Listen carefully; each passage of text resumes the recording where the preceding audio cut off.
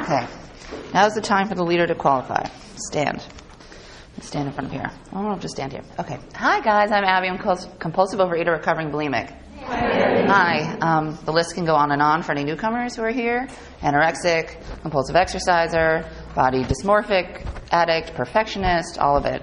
I qualify for these rooms, and I'm so glad that I'm here. And it's been actually a little over 10 years that I've been in these rooms and been abstinent. And it's funny, I was so excited this morning when my sponsor walked in, unbeknownst to me, and it's fellows. It makes me feel really comfortable. And for me, that's God. And that's why I come into these rooms, to be reminded, like to go out in the world and look for God. And that is certainly not what I walked into these rooms for 10 years ago. What I walked into the rooms for 10 years ago, so I'll backtrack to a little traditional, what it was like, what happened, what it's like now.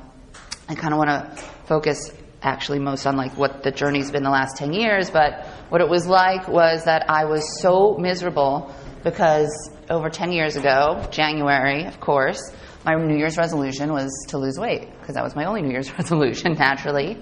And the way I knew how to do it over 10 years ago was through diet and diet programs and pills and over-exercise. And I was third time around in a commercial diet program and going to the weekly meetings and gaining like 8 ounces every week and restricting and binging and not able to over-exercise like I wanted, and just completely demoralized when I got on that scale Saturday morning and the woman told me I gained weight. And it would just take me out for the rest of the weekend. It would be Saturday morning at 9 a.m. and I would have plans the rest of the weekend, but what would happen is there'd be like this split in my brain. Like I'd go pretend to be out in the world and pretend like everything was okay, and inside I was just completely miserable because I'd gained weight. Like how was I supposed to go out and navigate in the world when I had gained weight? Like I was a complete and utter failure.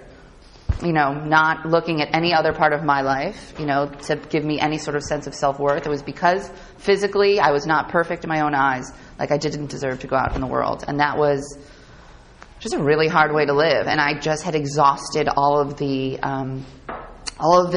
old tools, I call them my broken tools, that I knew to fix it, which was bulimia, over-exercise, anorexia for a little while because that was way too hard for me. But I did it like I do everything, to the extremes, like an addict. I did it so well in college that I gave myself mono, 6 months after I delved into that part of the disease. But, the messages I got as a kid, which is sort of what helped form this wonderful eating disorder, which I actually am grateful for, because at a very early age, I'm incredibly, incredibly grateful that I found these rooms when I was 24 years old, because I don't know how other people go and navigate life without 12 steps and 12 traditions, like anybody, like normies too. So it's the way I live my life today in every single area, and it's why I have the life I have today. Just to touch back on what it was like in my brain before I came into program, I got a lot of messages when I was younger from my mom, and it's important because it's coming up again today, of if the outside isn't perfect, if all the outside stuff isn't perfect so we can tell everybody else in the community how perfect it is, then you may as well just not live. If you're not the best at academics, if you're not the prettiest in the room, if you're not the best at the sports you're playing, you might as well just kill yourself. And when I was younger, my first disease wasn't actually compulsive eating. And, this is just my story. Again, for anybody who comes in, this is just my story. You don't have to do it the way I do it. These are all suggested tools and steps, and this is just my experience if you resonate with any of it. But when I was 7, I developed a compulsive disorder that had a physical component. I pulled out my eyelashes and eyebrows. And that was not okay for my mom. That was super not okay. She had gotten a lot of positive feedback about the way I looked when I was younger until 7, and that was something to fix, and that's something that I had to fix at 7 years old. Clearly, I was not engaging this behavior willingly. I was completely powerless.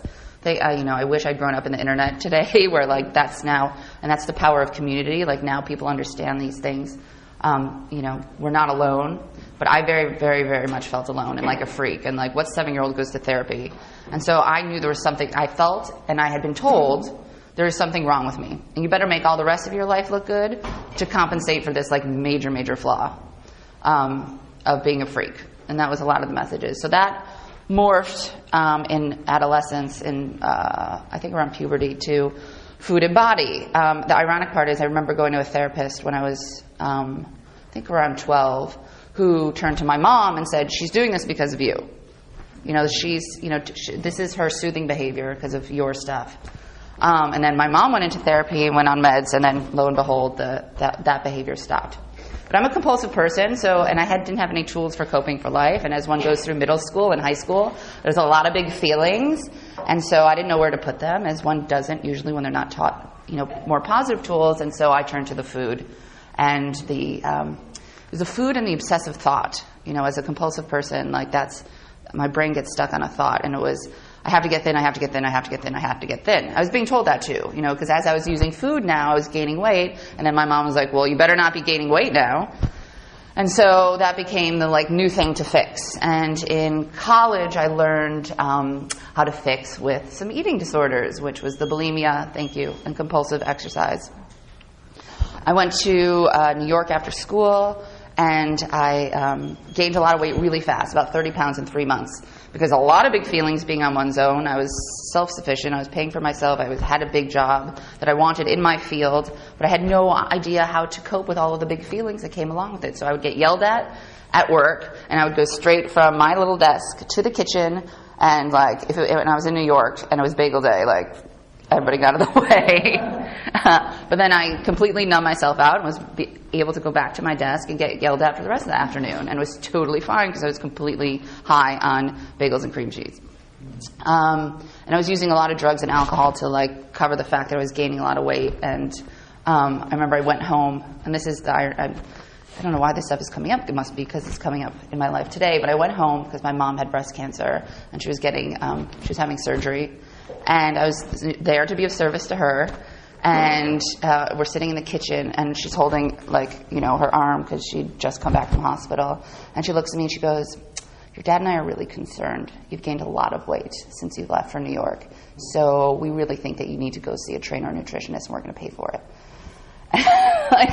That's just an example of there's no what was valued in my life was anything external, not sitting and communicating and bonding over, my mom having just had a successful surgery for breast cancer and talking about that. It was the focus and emphasis on fixing my weight. So, I got to fix this problem. The other areas of my life look good. I got to fix. And I moved to LA for a job, and that's when I was like, okay, got to fix this body thing. It's the New Year's, got to fix. So I did the thing. I was doing all the things I knew to do: diet pills, going to the gym when I could, binging, purging, all the good stuff that really works, and put me in a really good headspace too. And the thing that actually, I was in the commercial diet program hoping that it would work, and the thing that actually scared me into program, because I'd heard about program 6 months before from my binge buddy in college, and she was on the East Coast, and she told me about Overeaters Anonymous, and I was like, well, I'm never going to a place with that name, so that's just never happening. And then the commercial diet program was leaving me completely demoralized every weekend. And then at work, I binged late at night and purged, and someone almost caught me at work. And if something comes in front of me in my job, that was God scaring me enough to be like, okay, I have to try something different. What I know is not working. So that's when I went to my first meeting. That was over 10 years ago. And I heard, what did I hear? I heard, find someone who has what you want and ask them how they're doing it and do what they do. So I wanted someone skinny, married, who kind of looked like me in my career field. So I found that. And I just asked her to what she did, and I was just willing to do whatever at that point. I was just willing to do whatever. I was on my knees. I just had exhausted all of the solutions in my brain. And so what it's looked like since I've come into program is it's been incredibly slow, an incredibly slow journey, and thank God for that, because it's kept me here for 10 years. If I had found a solution physically, I know I would have gone back out without learning any coping mechanisms and skills. And remember, I just had all of these broken tools. I just needed to learn new ones, and no amount of therapy and outside help or whatever, it didn't stick the way that program has over the last 10 years. So what happened was I had to just get some space from the food. So the first thing that basically I did was learn to have 3 meals a day, which was a revelation because as a restrictor and a compulsive exerciser, like willpower, hello, it's good to skip meals. It's good, like that was what I thought, like muscle through it, like skip meals. Like if I overate, I know how to like rebound from this and fix it. And what I've learned in program is in fact that feeds the cycle of binging. And one would think like with, I think I'm so smart, that didn't stick. That's because I have this disease. It like doesn't let things stick in rational ways. That makes sense. So the only thing I did was I put space between my meals. I had 3 meals a day, and that left space to try and learn how to use these tools. So I picked up a bunch of new tools that are not broken. I learned how to write, which for a bulimic has been invaluable. Like when I have big feelings, I can't tolerate it. I still can't tolerate it. Like if I'm at work and something really bad happens, like I feel like I want to crawl out of my skin. And the kitchen's right over there. There's plenty of other things I can pick up to take the edge off. And what I have to do a lot of times when the feeling is so overwhelming, especially as a bulimic, like I just need to get it out. So I'll go into my personal email, and what I'll do is I like word vomit. Thank you. I'll just like word vomit in an email, and sometimes I send it to someone and share it, or sometimes I just like send it to myself, and it just like gets it out of my head and gives me pause. And that's the other thing I've learned in this program, like how to pause and look for God instead of react right away and take the edge off right away. Because again, like as an addict, to this day, my natural response is if I'm having an uncomfortable feeling, how do I fix it? And it's been a practice of learning how to tolerate those feelings. So the evolution of my program was that I came into program, I put some structure around my food, learned how to use some tools, and it was about 3 or 4 years into recovery that I was finally willing to address my weight. Like I started getting some sanity in my brain and like learning how to unwind the messages. The message that one of the biggest gifts of this program was that number on the scale, when I get down to it, doesn't mean my life is going to be awesome. It doesn't mean I'm going to be happy. And that seems so like duh. But I really had to like get sober from the food and from other things to really feel that. And to remember too, like when I was at my thinnest, like 25 pounds less than I am now, I was crazy and I didn't have the things that I thought that I wanted. It didn't give me all the things that I thought were going to make it magic and okay. So that was one of the biggest lessons I learned. But there was a certain point where I did want to address the physical component of this program, so I sought outside help. And again, this is God and the evolution of my spiritual practice and how I use God on a day-to-day basis has, these are the moments that I, add to a daisy chain to make me feel like there is a higher power out there looking out for me. So I went to see outside help, and the woman has all of these, she's an expert, she has all these fancy machines, and she said to me, she said, how much do you think you should weigh? And I said this arbitrary number that doesn't end in a 0 or a 5. It just, it ends in a 4. I don't know where I got it. Like Abby's calculations, because Abby knows best, and the BMI and all of that stuff. And she's like, that's interesting you came up with that number. Because the lowest your body should be, by my calculations of like your genetics and your build, is 16 pounds more than that. So anytime you were below this number I'm telling you, you were underweight and your body was starving itself. And I thought, wow, okay. Maybe I don't know best. Maybe, maybe there's other people out there. Maybe there's another plan that I just don't know. And so now I look for people, like that's God speaking to me through other people. And I look for that like all through my daily life now. So what happened, and I'm just going to get really honest, because I'm an addict, like it wasn't like hunky-dory, like I put it down and I'm sober from everything. No, it was a whack-a-mole game. I put down the food and like a toxic relationship came up. And for me, sometimes I have to learn lessons like really hard in order to like put down behaviors that aren't working. Look, I had to get into a 12-step program to put down the behaviors with food. And so I had to go through some really nasty stuff, relationship-wise, to put down some old behaviors. And then that came down, I put that away, and then this big job came up. So this job took up pretty much my entire life, and it left a lot less room for self-care. And I need to do a lot of stuff every day to like deal with life. Like I get up in the morning, the first thing I do, and I'm a Jew, I get down on my knees and I pray. So that took a long time for me to do. But what happened is I kept asking people how they had who had physical recovery in this program, what they were doing. And everybody said that they got down on their knees in the morning. So I'm like, well, I'm going to try it. And then as soon as I did that, coupled with my outside help, the weight started coming off. So that's God too. So I get down on my knees every morning and I say the first, second, and third step, and the Serenity Prayer, and the third step prayer. And that, reminds me that there's a higher power, all this crazy chatter that's going on in my brain from when I wake up. I don't need to pay attention to it for about 5 minutes. So that lasts about 5 minutes. And then I meditate in the morning now for 10 minutes. And the meditation has been, that also took me a really long time to be willing to do. But when I travel, and I don't have meetings, I needed something really quick to really quiet my brain and give me space. And the meditation has been such a godsend when I travel, and all the time. So I do it now imperfectly every day. And that's where I hear God. So what my life looks like today is, I put down toxic relationship, big job came up, started using alcohol to deal with the big jobs. I didn't have time with my tools, dabbled in that other program, ultimately got some tools from there, but ultimately decided, this is my primary disease and these meetings are where I need to be. And then what happened? And then I just started, I think it was when I started meditating, the extreme behaviors in any area of my life, I haven't been doing that. And what I use to determine, thank you. Do I have 5 more? 5 more? 7 more. Yes.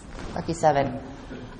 So what I determine, if something's coming up in my life and I start feeling icky, and that's the beauty and genius of this disease, of recovery, is I'm able to have that, and I call it God, but that feeling in my gut, when I'm doing something and it's probably a little shady or not right or not really so clean, I get this feeling in my stomach. And so, if I'm engaging in any behavior and I start getting that feeling in my stomach and it starts making my life unmanageable, that's when I go to another room to address it. That's my barometer of things. So today this is how I navigate the world in my life. I don't know how to do this life. I don't. I show up and I do the footwork, and then I get answers from God and sometimes from you guys. So it's been a lot in the last 2 years of I think I led this meeting probably about 3.5 years ago, right when I had a big career crisis. My career is the biggest part of my life, and I had never had an instance where I didn't know what the next step was in my career. And I got fired from a job, and what happened was an opportunity came up literally down the hall as I was getting fired. And so I just went from this job that I got fired to that was incredibly toxic to this one down the hall that was incredibly wonderful. And what I had put out to God, because I didn't know, it was months and months of being I don't know what the next step is going to be. And what I've heard in the rooms is if you don't know the answer, keep asking God, keep asking the question. Eventually the answer will come. And I kept asking God, I don't know what the next step is. God, I don't know what I'm supposed to do. Here's what I know. I want to work for decent human beings. I want to work, and then 2 other things about what I wanted the job to look like. And lo and behold, I kept asking the question. This toxic job was lifted from me, and this beautiful, wonderful job was given to me. And that wasn't me, because I didn't know, and I couldn't figure out the answer. So that was the last time I think I led here. And what it's looked like is I just followed those people in that job, and it's been incredibly wonderful. And it gave me the opportunity to, because I was listening and to, messages that were coming to me, for me to take an opportunity on the side of my job. And I'm not going to be oblique. I think that's hard for people to understand, especially if you're new. I work in film. I work in production. And an opportunity came for me to do a side project, to produce something on the side. And my brain, my fear-based addiction was no, you can't do that. There's no way. You don't know how. You won't be able to do it perfectly. Because that's a big thing for me. I don't like doing things that I can't do perfectly, which is crazy, because then you don't learn anything new. And part of the journey is making mistakes. And so I've learned how to do that. That's what this program has also helped me to do, is learn how to show up imperfectly, and it's okay, and be vulnerable. And that's how I have much better relationships too. So my entire life looks differently because of this program. And so I was presented this opportunity, and first I was no, not going to do it. And then it kept presenting itself to me. And I've learned in these rooms, if God keeps showing up in a certain way, say yes, because then the lesson gets harder and harder and harder. So I just was fine, yes, I'll do it. And it's been 2 years of me just not knowing what I was doing, and just showing up and doing the footwork and leaving the results up to God. And it's just gotten so big and crazy in the last year to have both these things, but it's the timing of it all, and I just want to explain the timing so I know that like this is God in my life, because I couldn't plan it more perfectly. I was working on a really big project for my day job in film and trying to save this movie, and I kept having to go abroad. And finally, after like 6 to 8 weeks of like a crazy roller coaster of emotion and pain, we got it back on track, and I landed in the States. It was like mid-October. And the night I landed in the States, I learned my side project had been greenlit. And that's God. Like that's just crazy timing. That's insane. And so for the last 6 months, I've been now doing 2 full-time jobs. And I'm like, to the point that I thought it was going to break. But what I always put first was my program and my recovery. That's like, no matter what it looked like, I'm never too busy for this program. Because what I've learned is that as soon as I start being like, I'm too busy for this, like, shit starts going wrong. Excuse my language. Like, in the stuff that I think is important, like, wrong. So I don't want that to happen. So it keeps me motivated to come here and come to meetings. And if I can't come to meetings, I listen to the podcast. And if I can't listen to the podcast, I text my fellows. I mean, thank God for technology. It keeps me connected to you guys and keeps me grounded. But there's no way I could have done this. And I ended up in January, like, I'm not perfect. I can't handle it all. I had like a kind of a breakdown. Like, not kind of. I had a breakdown, like a hysterical, screaming, crying fit.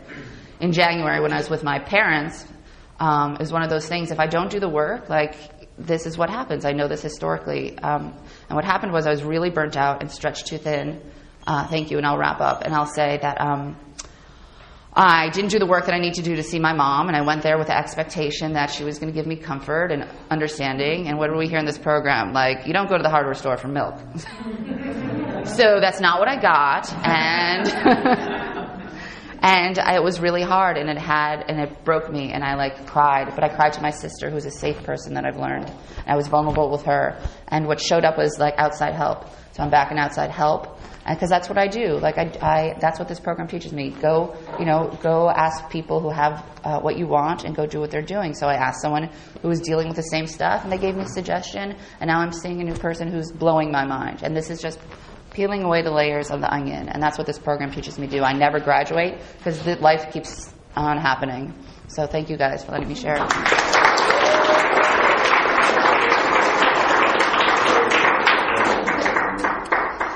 This is the time for questions only. There is no sharing at this meeting. If you need to share, please do so with any one of us after the meeting. Also, please remember that the opinions of the leader are my own and not those of Overeaters Anonymous as a whole. When asking questions, you need not identify yourself. Please remember, if you ask a question, your voice may be audible on the OA podcast. Question. Hi, Abby. Thank you for your lead. Do you have any experience dealing with recurring or ongoing resentments with like family or coworker type situations? And if so, how do you apply your program to dealing with it? I'm laughing because yes. The question was, do I have any recurring resentments that I'm dealing with family, coworkers? Yeah, all the time. As I have briefly described, currently I'm dealing with some major mom resentment that I thought I had put to bed. Like, via outside help and the 4th step, which she was all over, and continuing 10 steps. I really thought I put it to bed. Like, this was an issue I'd done with. And then it was actually a shock to me, the visceral reaction that I had in January to my mom. Because I just normally know, like, this is the way she behaves. I know I can't change people. This program has taught me, and this is really helpful when it comes to recurring resentments, is that it is not my job to change anybody. The traditions tell me I live by, we're an example of attraction rather than promotion. I've tried to change people in the past. That was my relationship horribleness. And that did not bode well for me. I'm the one that gets hurt in those situations when I try to change other people's behavior, even though I think it's for their better, for the good. So I think that's some Al-Anon stuff, but I think I know best. All I know is what's best for me. What's best for me when I'm having recurring resentments is just to keep doing the work. So what I normally do when I'm going to be around people that I know trigger me is I put up what I call my serenity bubble. And that's what I do normally when I go see my mom is like I do a lot of writing. I'm like, I do some writing just to like, let me get clear on what my issues are versus what her issues are. Like, because a lot of times there's just, I've got my own stuff going on, and one comment from my mom could just then trigger all my stuff. So I get really clear on what's mine versus what's hers. And then I meditate a lot when I'm around her. I leave the room. I kick my sister under the table. We text each other. So it's just being really super aware of the people that trigger me and cause my resentments, and doing the work around it and not expecting them to do any work or change.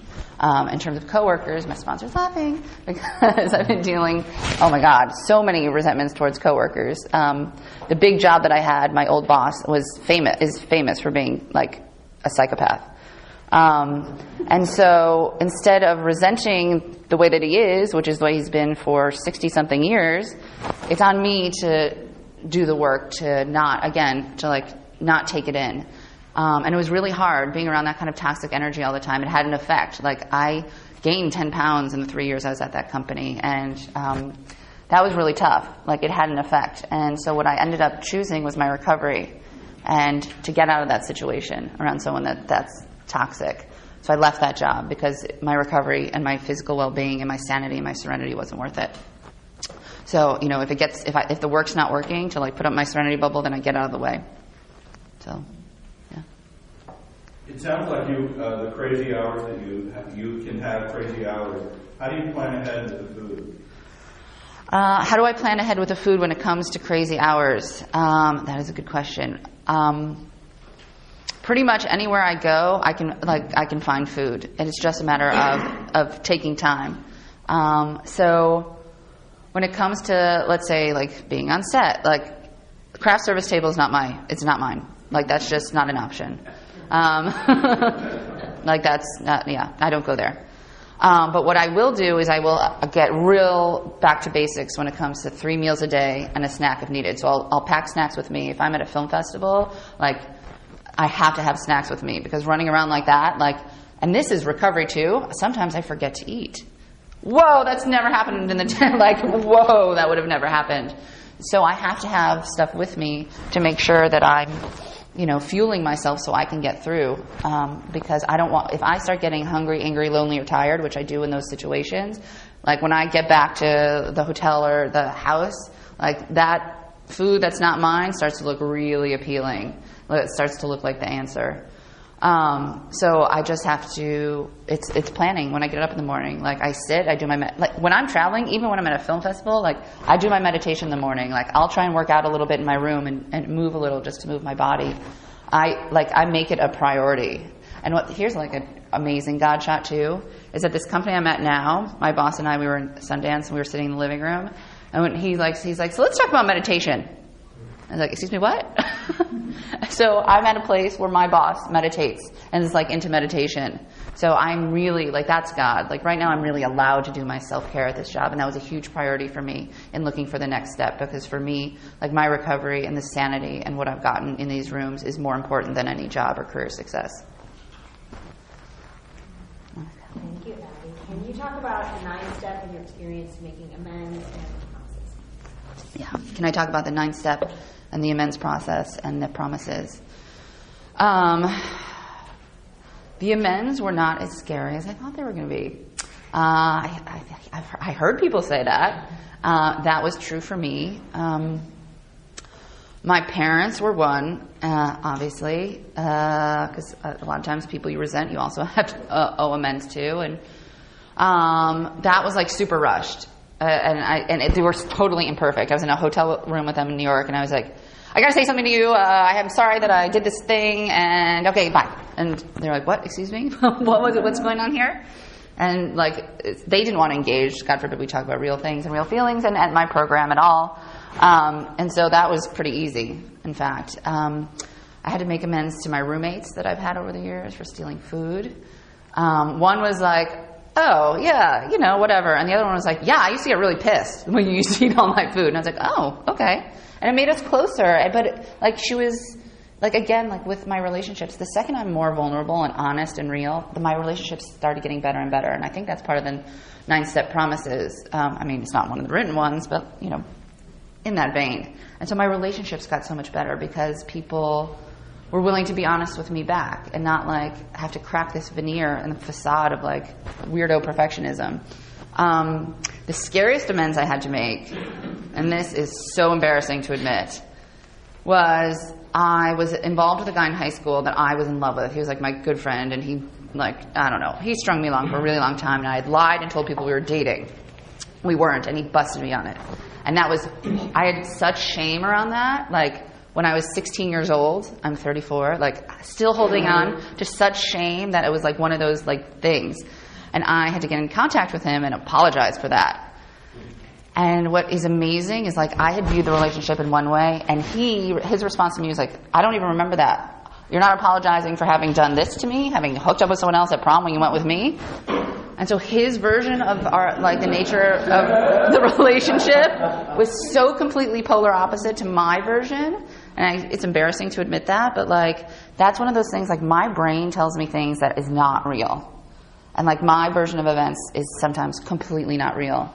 And to teach me how to not listen to that all the time. And that just by being honest and showing up, I can get these gifts of reality. And my life started getting better as soon as I started doing the 4-step, I think. But, like, after the 9-step, like, yeah, it's good. It's good stuff. Yeah. Tony? Oh, No, go on. Michael, then Tony. Ladies first, go. Thank you so much for everything that we love hearing. So you mentioned in your share that you get this pause, like you now have a pause that you didn't have. What do you do today still, you've been in the program 2 years, to get the pause from a bad behavior, compulsive behavior, whether it's food or relationship or... Okay, what do I do to maintain the ability to take that pause during the day? Well, I talk to you on a regular basis. No, I have to make time and space in my day for my program in order to be able to take that pause. One, I have to be sober from the food. Like, I can't have any clarity unless I'm sober from the food. That's just numero uno. And my food doesn't really get wonky. Once my food gets wonky, that means, like, I have just ignored my program for way too long for my food for things to show up on my plate. Usually it shows up in my behavior first. So as soon as things start showing up in my behavior and I'm not able to take that pause, that's when I'm like, okay, back to basics. Like, I got to start doing the things that slow me down.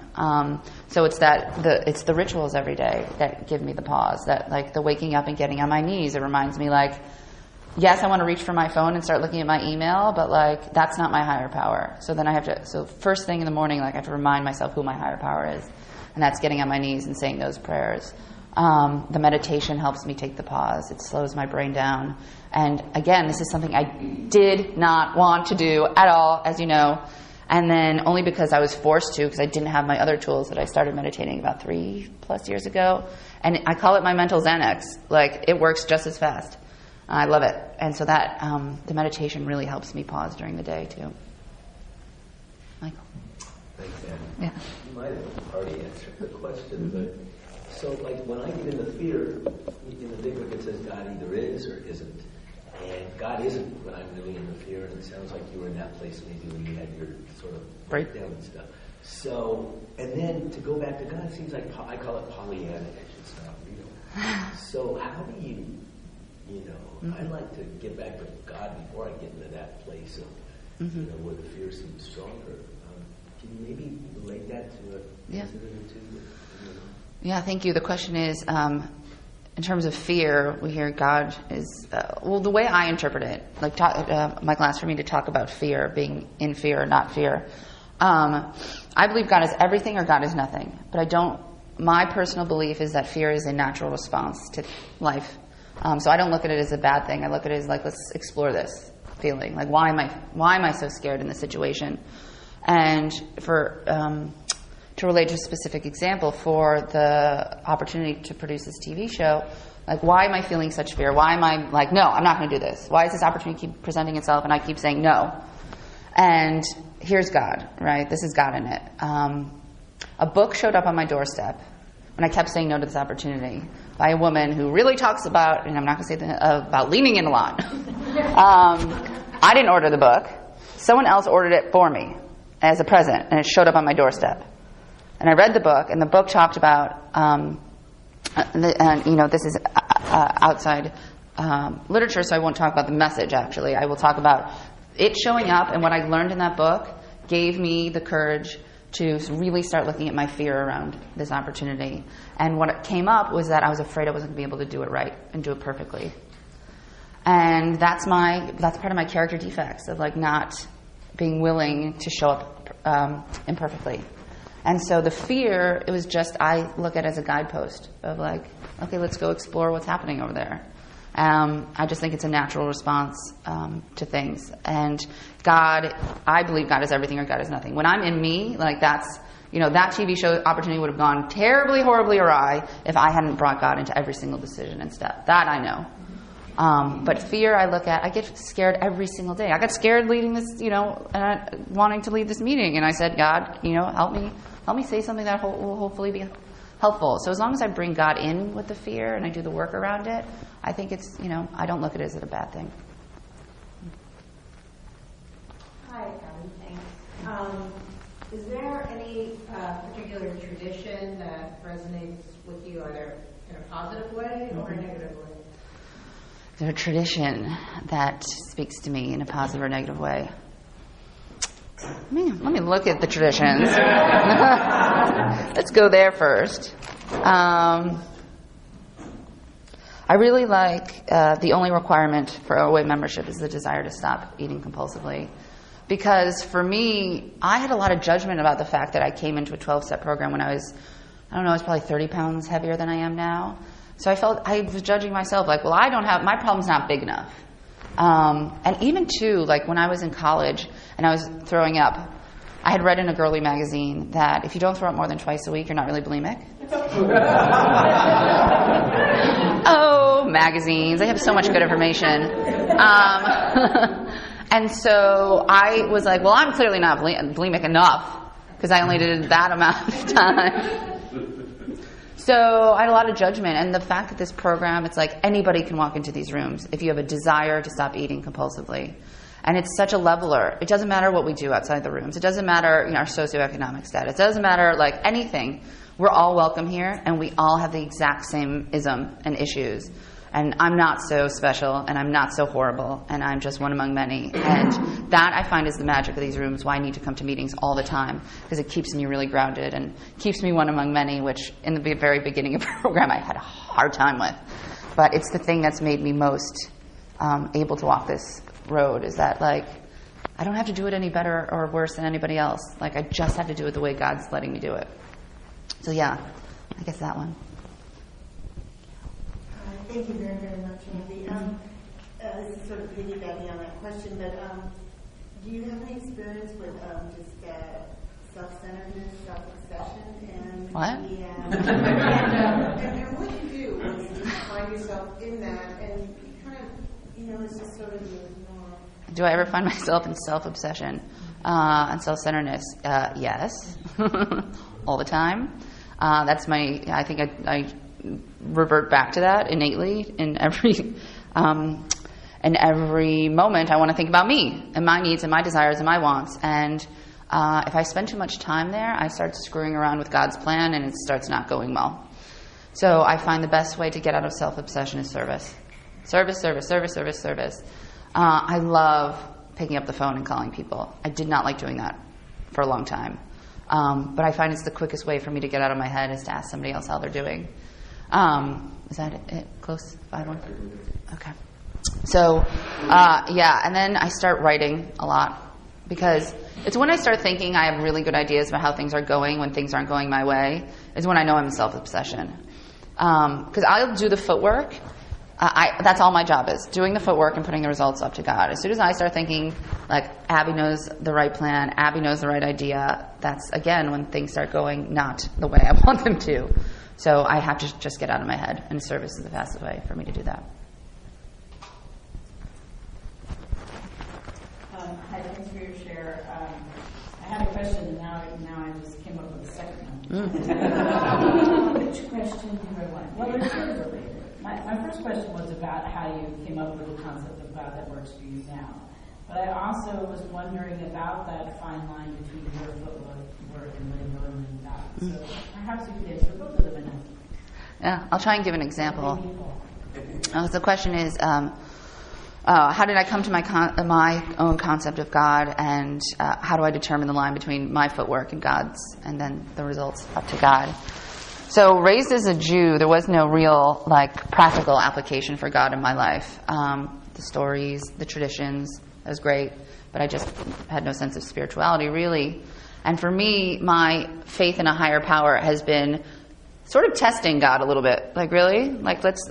This is what I want. What are you going to do about that? And how's this going to turn out? Really, if I leave the results up to you, what's going to happen? And by again, having these tangible pieces of evidence in my life of God showing up, I was able to form a concept where I know 100% that I'm being taken care of and there's a higher plan. The way things have gone now in hindsight, if I look over the past 10 years, I was so angry at God. And in the beginning it was acting as if, because that's what my sponsor told me. I was like, I don't really care about this God thing. I really just want to learn all these tools and then get out. But it was acting as if in the beginning. And then when I would see behind me, in time, the way things had worked out were better than I could have imagined. For example, in the beginning of program, I was at this company, ironically the company I'm at now, and this is full circle craziness. So I was an assistant at this studio, and they told me I was going to get promoted. I was working my ass off, and they weren't promoting me. But it was part of a big restructuring. It was basically 2 years of hanging in there, hang tight, we're going to promote you. Come to 3 years, and they're oops, hiring promotion freeze, no promotion. And I was are you kidding me? What? This was not my plan. And I ended up having to leave the company to go to the next level at another company, which came up so fast and so gently and so easy as the next step that had to be God too.